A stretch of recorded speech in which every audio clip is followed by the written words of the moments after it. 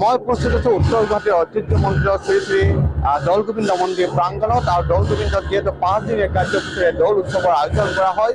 যোৱাকালি যিহেতু মেঘদা আছিলে আৰু যোৱাকালিৰ মেঘদাহৰ পিছত আজি দৌল গোবিন্দৰ দ্বিতীয় দিনৰ কাৰ্যসূচী ইতিমধ্যে মহাপূজা আৰম্ভ হৈছে আৰু মহাপূজাত দৌল গোবিন্দৰ যিহেতু গোসানীক আজি ফাকু দিয়া হ'ব, তাৰপিছতে ইয়াৰ ৰাইজে ফাকু ল'ব আৰু আজিৰ যিহেতু কাৰ্যসূচী আৰম্ভ হৈছে ৰাজ্যৰ বিভিন্ন প্ৰান্তৰ পৰা ভক্ত আহিবলৈ আৰম্ভ কৰিছে। মই দেখুৱাইছোঁ ইয়াত দৌল গোবিন্দত ইতিমধ্যে উখল মাখল পৰিৱেশ দেখিবলৈ পোৱা গৈছে।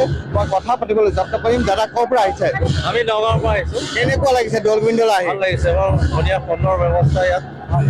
হোলীৰ দিনত প্ৰথমবাৰৰ কাৰণে আহিছে? প্ৰথমবাৰৰ কাৰণে আহিছোঁ, খুব ভাল লাগিছে।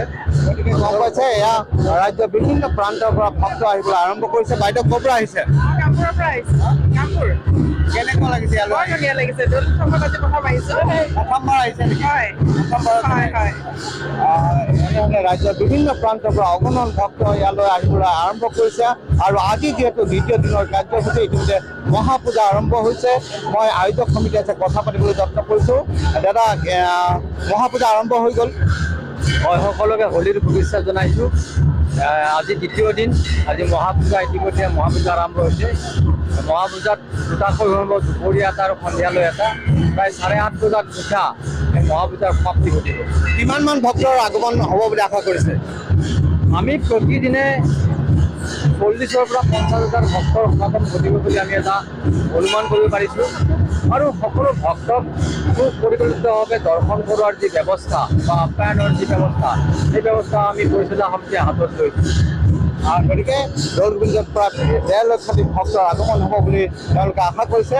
যাৰা কথা পাতিব বিচাৰিছোঁ, কেনেকুৱা লাগিছে দৌল গোবিন্দৰ পৰিৱেশ কেনেকুৱা লাগিছে? এতিয়া উৎসৱমুখৰ পৰিৱেশ, আজি মহাপূজা। আমি আশা কৰিছোঁ আজি লক্ষ লক্ষ মানুহে, হাজাৰ হাজাৰ মানুহে ইয়াতে সমাগম হ'ব বুলি আমি আশা ৰাখিছোঁ। নিশ্চিতভাৱে সুন্দৰ পৰিৱেশ। মই ভিতৰলৈ যাবলৈ যত্ন কৰিছোঁ। কেমেৰাপাৰ্চন গোপাল ঠাকুৰে দেখুৱাইছে আৰু দৌল গোবিন্দৰ দৌল উৎসৱৰ আজি যিহেতু দ্বিতীয় দিনৰ কাৰ্যসূচী অগণন ভক্ত আহিছে আৰু ইতিমধ্যে মহাপূজা আৰম্ভ হৈছে। ভক্তৰ নামি নিচিঙাপুৰ ইতিমধ্যে হৈছে। এক সুন্দৰ পৰিৱেশ দেখিবলৈ পোৱা গৈছে আৰু ইয়াৰ সুন্দৰ পৰিৱেশৰ লগতে আজি মহাপূজাৰ পৰিৱেশ মই দেখি আছোঁ। এনেধৰণে জনসংযোগ ভাল কৰিছে আৰু এনেধৰণে